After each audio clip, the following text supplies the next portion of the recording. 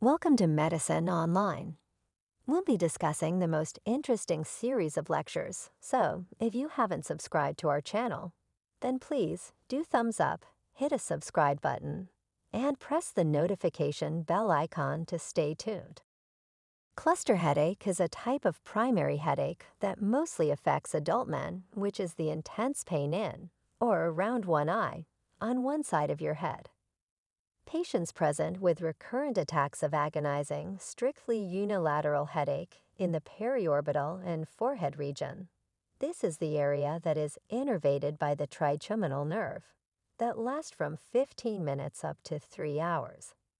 These attacks are associated with ipsilateral symptoms of increased cranial autonomic activity, like tears, a conjunctival injection that is redness in the eye, rhinorrhea, or partial Horner syndrome. The exact cause of cluster headaches is unknown, but cluster headache patterns suggest that abnormalities in the body's biological clock play a role. What are the risk factors making you more prone to cluster headaches? Male gender, men are more likely to have a cluster headache. Most people who develop a cluster headache are between the ages of 20 and 50.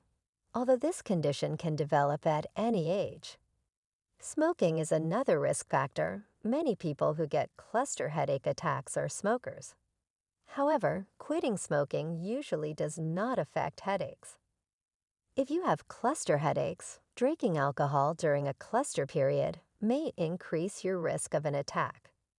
Family history is another risk factor making you vulnerable to cluster headaches.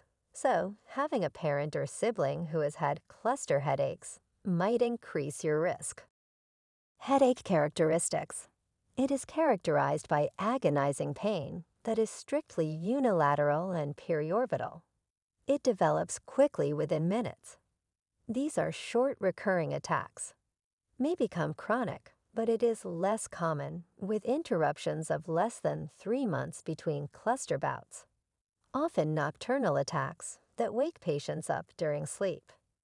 Several ipsilateral autonomic symptoms are seen as well. These are conjunctival lacrimation, rhinorrhea, and nasal congestion.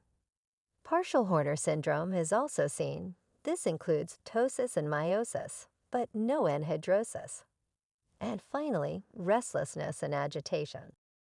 Now let's have a look at the diagnostic criteria for cluster headache.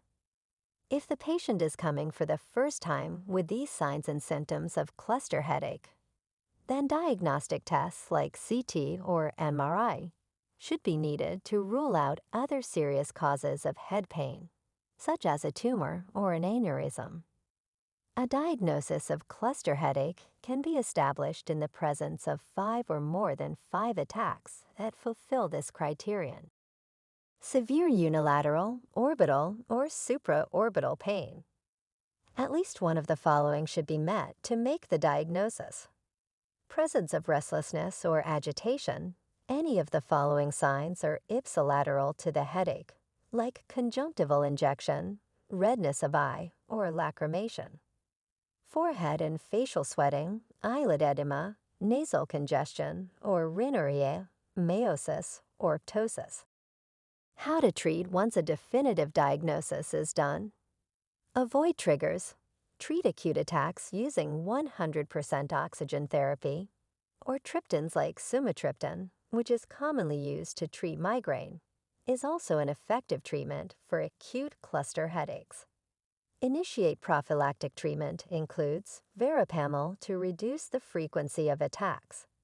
Neuromodulation therapy may be considered for patients with refractory symptoms.